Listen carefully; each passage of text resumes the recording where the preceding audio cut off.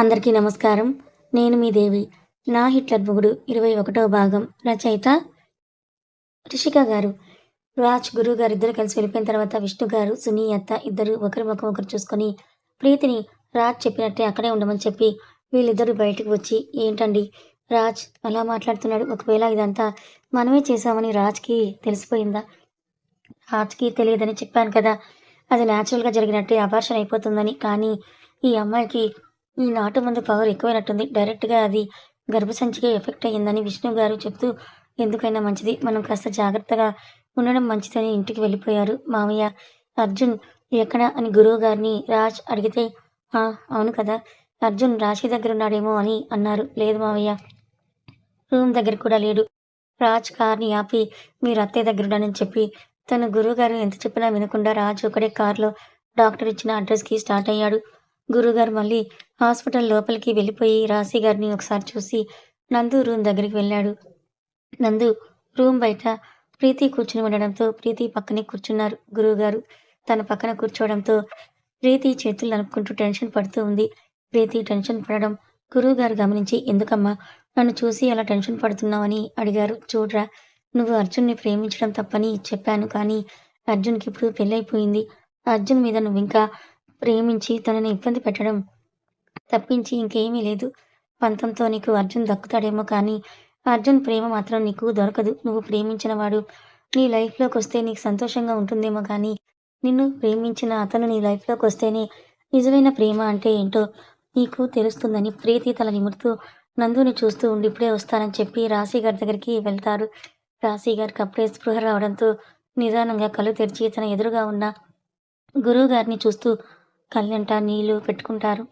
రా రాశి గారి తల నిమిరి నుదుటి మీద ముద్దు పెట్టి, కంగారు పడకు, నందుకి సర్జరీ జరగలేదు. ఇప్పుడు టెక్నాలజీ బానే పెరిగింది.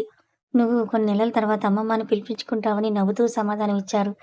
గురువుగారు చెప్పింది విన్న తర్వాత రాశి గారు సంతోషంగా బెడ్ మీద నుంచి లేవడానికి చూస్తే గురువుగారు ఆపేసి, ఇప్పుడు నీ హెల్త్ బాలేదు, రెస్ట్ తీసుకో అని తనని మళ్ళీ బెడ్ మీద పడుకోబెట్టి రాజ్ తను చెప్పింది మొత్తం గురువుగారు రాశి గారికి చెప్పారు.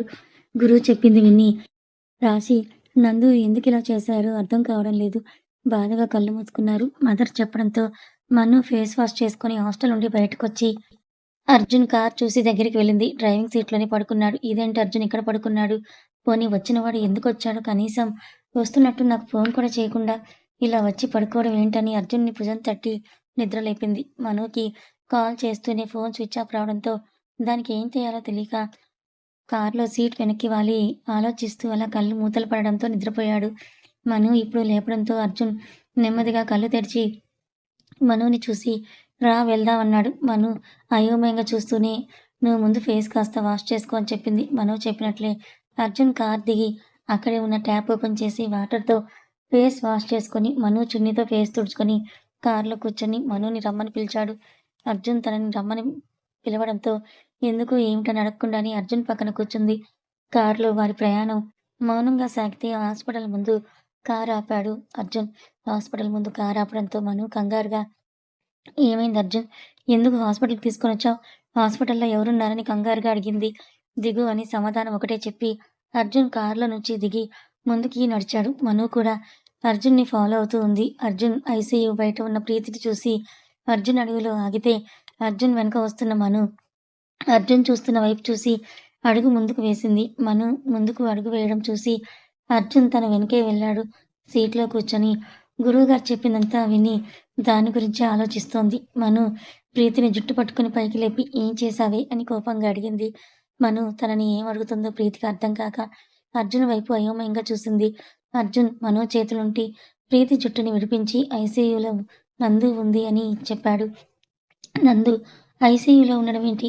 నందుకి ఏమైంది? ఇదేమైనా చేసిందా? అని ప్రీతిని కోపంగా చూస్తూ అడిగింది. మను మాటలకి ప్రీతి బాధగా తలదించుకొని ఉండిపోతే అర్జున్ నందు సిట్యుయేషన్ చెప్పి అలాగే ఆస్పత్రిలోనే తన తల్లి ఉండడం కూడా చెప్పాడు. మను ఏడుస్తూ ఉంటే అర్జున్ మను దగ్గరికి వెళ్ళాడు. ప్రీతి మను దగ్గరికి వెళ్ళి మను కాళ్ళు పట్టుకొని ప్లీజ్ మను నన్ను క్షమించని ఏడుస్తూ అడిగింది. మను ప్రీతిని తన కాళ్ళు ముట్టుకోకుండా పక్కకి జరిగి ప్లీజ్ ప్రీతి ఇప్పుడు నువ్వు ఇలా నా కాళ్ళ మీద పడి నీకు నువ్వు ఇంకా తక్కువగా అనిపించుకోకని అంది. అర్జున్ వైపు చూసి నేను నందుని చూడొచ్చా అని అడిగింది. మనుని తల ఊపి నందు ఉన్న రూమ్‌లోకి డాక్టర్ గారి పర్మిషన్ అడిగి మనుని మాత్రమే పంపించారు. మను నందుని ఏ రోజు ఆడపడుచుగా అనుకోలేదు.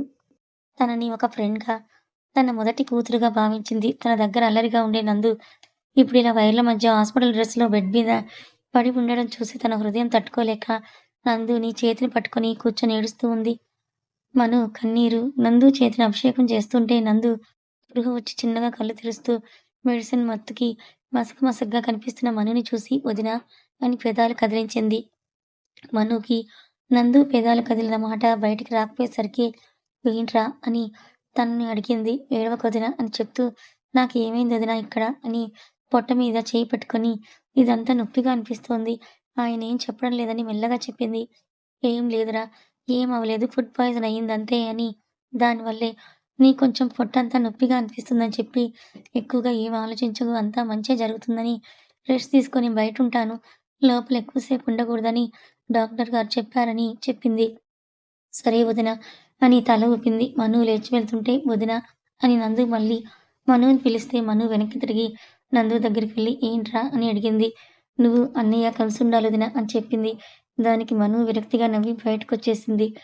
బయటకు వచ్చిన మను చైర్‌లో కూర్చుంటే అర్జున్ పక్కన కూర్చున్నాడు. మను అర్జున్‌ని ఒకసారి చూసి ముఖం తిప్పేసుకుంటే గురువుగారు రావడంతో మామయ్య అని వెళ్ళింది. గురువుగారు మనుని దగ్గరికి తీసుకొని నీకెవరు చెప్పారు తల్లి అని ఆప్యాయంగా అంటే మీ అబ్బాయి చెప్పారు మావయ్య. అర్జున్ వైపు సీరియస్‌గా చూసి నందుని చూసావా? ఆ మావయ్య చూశానని చెప్పింది. సరే కూర్చో అంటే మావయ్య అత్తమ్మని చూసి వస్తాను. అది నీకిప్పుడు అత్తమ్మ స్థానంలో లేదురా. అత్తయ్య స్థానంలో ఉంది కదా! ఇప్పుడు నిన్ను చూస్తే నీ మనసు బాధపడేలా చేస్తుంది. పర్లేదు మావయ్య. అత్తయ్య స్థానంలో ఉన్న అత్తమ్మని ఒకసారి నేను చూసే వస్తానని నవ్వుతూ గురువుగారు చెప్తున్నా వినకుండా వెళ్ళింది. మను వెనక అర్జున్ వెళ్తుంటే గురువుగారు అర్జున్‌ని ఆపి "నువ్వు వెళ్తే మీ అమ్మ ఇంకా రెచ్చిపోతుంది. మూసుకొని ఇక్కడే ఉండు" అని చెప్పుడు మాటలు విని బంగారం లాంటి పిల్లని బాధ పెట్టావని అన్నారు. నేను కావాలని అన్నానా డాడీ? పరిస్థితులు అలా వచ్చాయని అర్జున్ అసహనంగా అంటే, గురువుగారు మీరా వెధవ హాస్పిటల్‌లో ఉన్నావు కాబట్టి ఊరుకుంటున్నా. నువ్వు చేసిన పనికి నిలువునా తగలబెట్టేసేవాడిని అని అరిచారు. ప్రీతి గురువుగారి దగ్గరికి వెళ్లి అంకుల్ అర్జున్‌ని ఏమనకండి. నేనే మను మీద లేనిపోని నిందలన్నీ వేసి చెప్పించాను అని గురువుగారి కాళ్ళ మీద పడితే, గురువుగారు ప్రీతిని పైకి లేపి కూర్చోబెట్టి చూడు వాడు ప్రేమించాను చెప్పి పెళ్లి చేసుకున్నాడు. మరి అలాంటి వాడికి మీలాంటి వాళ్ళు ఎంతమంది వచ్చి ఎన్ని చెప్పినా ప్రేమించిన అమ్మాయి మీద ఆ మాత్రం నమ్మకం లేదా అని ప్రీతిని సూటిగా చూస్తూ అడిగాడు. గురువుగారి మాటలకి అర్జున్ బాధగా బయటకు వెళ్ళిపోతే ప్రీతి తలదించుకుని ఉంది. గురువుగారు రాజ్‌కి కాల్ చేయడానికి పక్కకి వెళ్ళిపోతే ప్రీతి తన ఎదురుగా ఉన్న దేవుడి ఫోటో దగ్గరికి వెళ్లి చేతులు జోడించి తండ్రి అర్జున్ మీద ఉన్న పిచ్చి ప్రేమతో ఏం చేస్తున్నానో, ఎవరికి హాని చేస్తున్నానో తెలియకుండా తప్పులు చేశాను. నేను సుఖంగా ఉండాలని ఇంతమందిని బాధ పెడుతున్నాను తండ్రి. నాలాంటి దాన్ని శిక్షించు స్వామి. ఏం తెలియని అభాగ్యులని బాధ పెట్టకు అని కళ్ళు మూసుకుంది. మను లోపలికి వెళ్ళేసరికి రాశిగారు కళ్ళు తెరిచే ఉండడంతో అత్తమ్మ ఎలా ఉంది మీకిప్పుడు అని అడుగుతూ దగ్గరికి వెళ్ళింది. మను గొంతు విని పడుకొని ఉన్న ఆవిడ నువ్వెందుకొచ్చావు ఇక్కడికి అని అడిగింది. అదేంటి అత్తమ్మ అలా అంటారు? నేను రాకూడదా అని బాధగా అడిగితే రాకూడదు. నువ్వు నా ముందు నుంచి వెళ్ళిపో అని అంటే మను రాశి గారి దగ్గరికొచ్చి ఏంటి ఎక్కువ చేస్తున్నావు? నువ్వు గయ్యాళి అత్త క్యారెక్టర్‌లోకొస్తే నేను గయ్యాళి కోడలి అవతారంలోకొస్తాను జాగ్రత్త అని రాశి గారికి స్వీట్ వార్నింగ్ ఇచ్చి అక్కడి నుంచి బయటకొచ్చింది. రాశి గారు వెళ్తున్న మనుని కోపంగా చూస్తూ పళ్ళు కొరుక్కుంటూ ఉంది. హాస్పిటల్ నుంచి స్టార్ట్ అయిన రాజ్ నేరుగా స్పెషలిస్ట్ డాక్టర్ ఉండే ఏరియాకే వెళ్ళాడు. అప్పుడే ఒక ముసలి కనిపిస్తే తను కారు దిగి తనను కలవాల్సిన డాక్టర్ ఫోటో చూపించి అడిగితే ఆ తాత రాజ్ వైపు అనుమానంగా చూసి ఎవరు నువ్వని అడిగారు. తాత నా పేరు రాజ్. నాకు ఈ డాక్టర్ అడ్రస్ కావాలి. నా భార్య హాస్పిటల్‌లో ఉంది. తనకి డాక్టర్ ట్రీట్మెంట్ చేయగలరని ప్లీజ్ మీకు తెలిస్తే చెప్పండి అని అన్నాడు. ఆ తాతని బాధ అర్థమవుతోంది. కానీ నువ్వు అనుకున్నట్టు ఇప్పుడాయన ఈ పేషెంట్‌కి ట్రీట్మెంట్ ఇవ్వడానికి సిద్ధంగా లేరు. ఆయన కండిషన్ కూడా బాలేదు. నా మాట విని వేరే డాక్టర్ కోసం ట్రై చెయ్యి అని అడుగులు వేస్తూ ఉంటే రాజ్ ఆ తాత వెనకే వెళ్తూ లేదు తాత నేను ఆయన్ని ఒక్కసారి కలవాలి. ఈ డాక్టర్ ఈ ఏరియాలోనే ఉంటున్నారని మాత్రమే తెలుసు అని చెప్పాడు. ప్లీజ్ ఆయన ఎక్కడున్నారో నీకు తెలుసు అని నీ మాటల్లో తెలుస్తోంది ప్లీజ్ అని ఆ తాత చేతులు పట్టుకొని అడిగాడు. సరే నువ్వెంతగా అడుగుతున్నావు కాబట్టి నేను ఆయన ఇంటికి తీసుకొని వెళ్తాను. కానీ ఆయన నీతో మాట్లాడతారని గాని, నీతో వస్తారని నమ్మకం పెట్టుకోకు.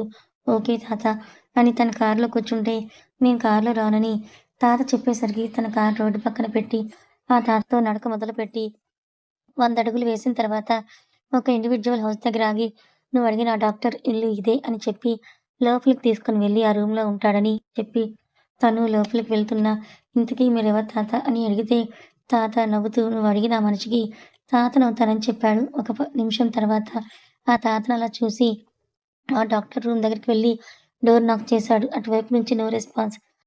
మళ్ళీ డోర్ నాక్ చేసినా నో యూజ్. ఆ తాత నవ్వుతూ "చెప్పాను కదా! నీ టైం వేస్ట్ చేసుకోకుండా వెళ్ళు" అని చెప్తే పట్లు వదలని విక్రమార్కుడిలాగా డోర్ నాక్ చేస్తూనే ఉన్నాడు. అబ్బే!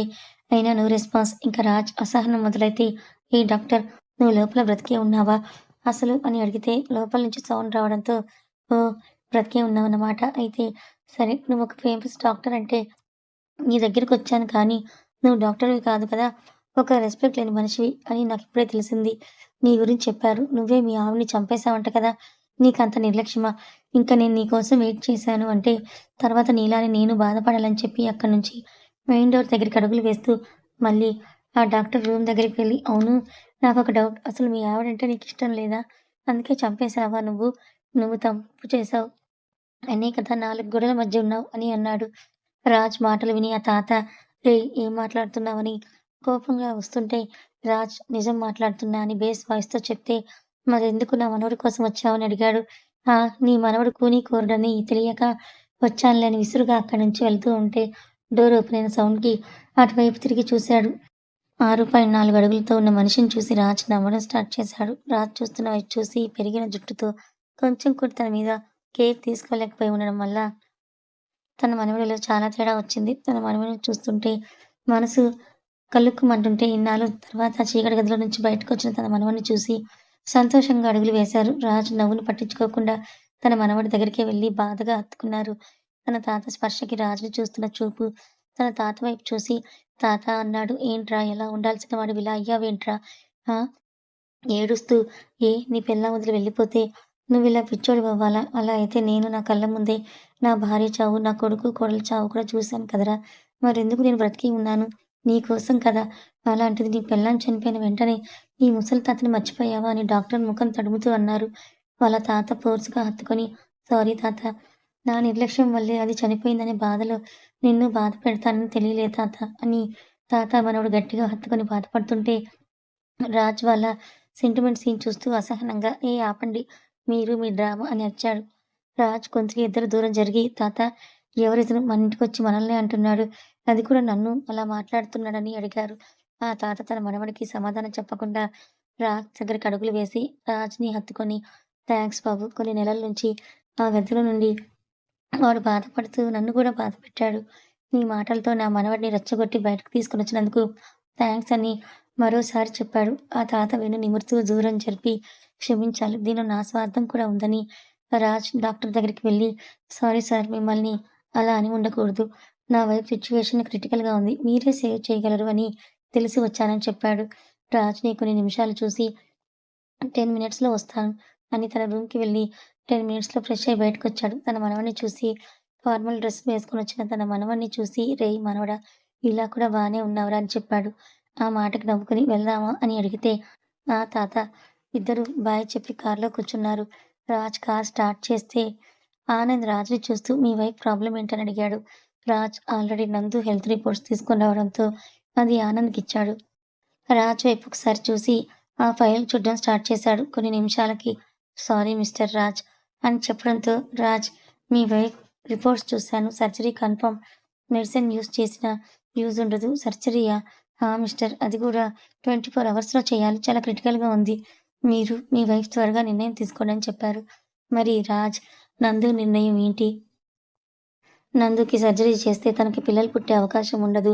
మరి రాజ్ ఇంకా ఏం ఆలోచిస్తున్నాడు తెలుసుకోవాలనుకుంటే ఛానల్‌ని ఫాలో అవ్వండి. కథ నచ్చితే లైక్ చేయండి. Thank you so much.